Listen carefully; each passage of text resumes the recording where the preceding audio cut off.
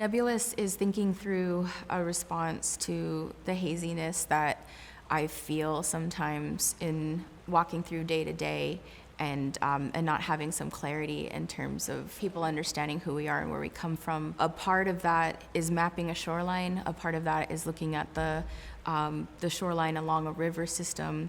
When I had visited last year, which also was a gift in terms of getting to enter into this territory and look at it through the lens of breach. I've been here before when I was little, but I never, sometimes you have to return to a place to see it in all its entirety. The shoreline is full of drainage system and it's full of pipes. And for the past 5-10 years, our society as a whole has had an immense amount of impact in terms of our quality of water, lead poisoning, microplastics.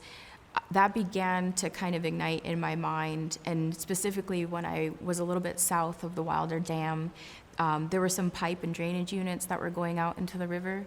And then when I walked the coast back home in Montauk, because of our coastal erosion, the foundations of homes are falling off.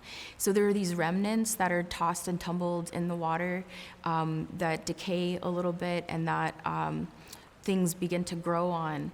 But they end up being these old salt glaze pipes. Before we had plastic pipes, we were relying on red clay salt-fired pipes.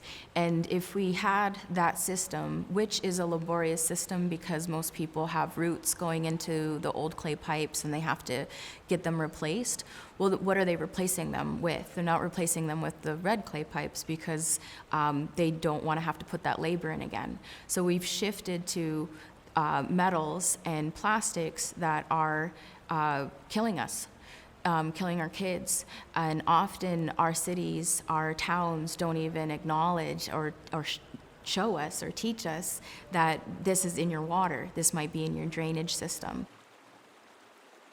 Another component of breach and the nebulous is looking at that interrelationship of returning to red clay pipes. And so when I choose a material as a part of this conversation, I do think about that extended connection and that history. So the pipes that have a reference as being a cylinder as an object with holes in it, those are looking at red clay pipes combined with artificial man-made reef structures that they often make out of concrete.